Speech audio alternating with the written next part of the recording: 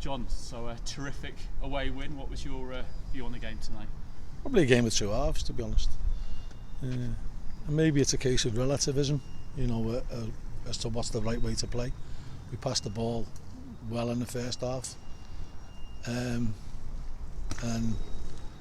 controlled most of the game. And then they came on to a second half and we headed it and kicked it. So it was two contrasting styles. But who's to say what one's right and what one's wrong if it gets you the win?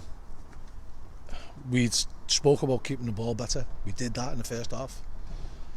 I must give them credit because second half they pinned us back, they changed the shape,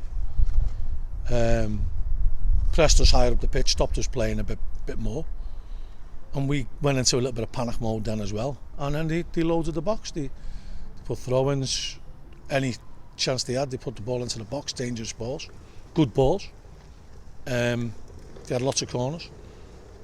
But our lads have come away with sore heads tonight at the back three because they've headed and kicked everything, and they deserve full credit for that. What pleased you most about the performance? The clean sheet. I think there was that standard joke about bounce back ability, wasn't it, on Sky years ago? And we know we've been defending well this season and we let ourselves down on Saturday. And again, that's no disrespect to Wigan because Wigan plays well. But we were definitely had a major hand in helping them score some of their goals. And so, it was important that we got back on track.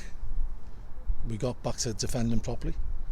Still little elements tonight that I wasn't happy about, but, we despite all the pressure, there wasn't many clear-cut chances. And that's something that I was pleased about. And on another day, we could have scored a couple more.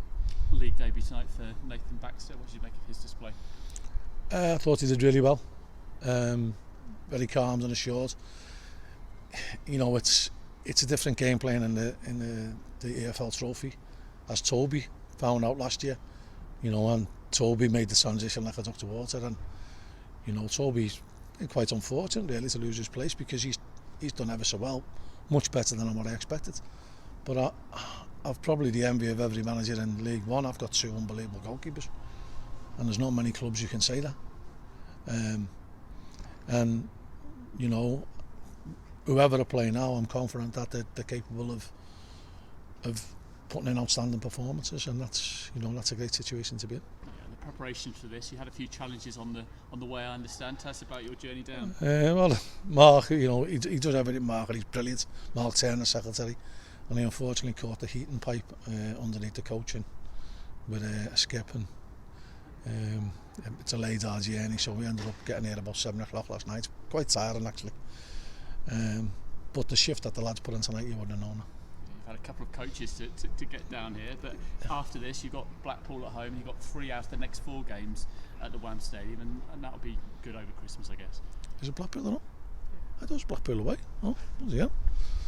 Well, you're telling me different things now, aren't you? No, listen, whoever we play, we've got to be able to give them a good game. And, I'm sure as the season goes on, there'll be lots and lots of twists and turns. And you've just got to give yourself a fighting chance. If you want to, 1, try and stay in this league, and then 2, try and threaten the other end. And as I've said before, there's absolutely no duck eggs in this league. There isn't. Anyone can beat anyone. I don't think there's an outstanding team or a standout team who you'd think like Man City and Liverpool the last couple of years. Maybe not so much this year, but not that they're ahead of the pack. Like, if you go back a couple of years ago, Blackburn and Wigan were the standout ones. And then, there hasn't been after that. There hasn't been standout teams in our league. There've been big names like Sunderland, Ipswich, Portsmouth, but Charlton, but they're in this league for a reason. Yeah, the table will change by the time you get back home, but right now, while we're talking, you're in the playoff places. Just let it freeze, I think. Listen, there's a long way to go. We're still battling our way to try and cement a positive goal difference, which I feel is vital. If any team wants to do anything in this league, you've got to have a positive goal difference. Certainly if you want to finish in the top half.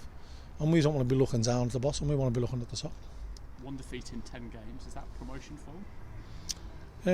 If you could equate it to 4 in 40, I think it would be, but it doesn't always work like that, and there's a long way to go and many twists and turns along the way. But the thing is, I've got a great set of lads in there. I've got a great staff who work meticulously hard at what they do. They don't get enough credit for it. I've been banging this drum for the last couple of years. They don't get the credit they deserve for how good they are as coaches. And people think it's just about bravado with Accrington and gung-go approaching, never say die attitude. You couldn't be further from the truth, the way we prepare for games. It's so in-depth, it's so detailed. I'm sure you've seen it firsthand, Luke, when we've been on the away trips. And we don't leave any stone unturned. And, you know, I see other managers or other coaches, you know, and they get lauded as being these geniuses, and we've got, with John and Jimmy, we've got 2 cracking coaches, and the rest of the staff are great. So, you know, we do plan. We don't have the all singing and dancing sports scientists and a raft of analysts and a head of recruitment. We do it all ourselves, but between a lot of us, I think we get the job done.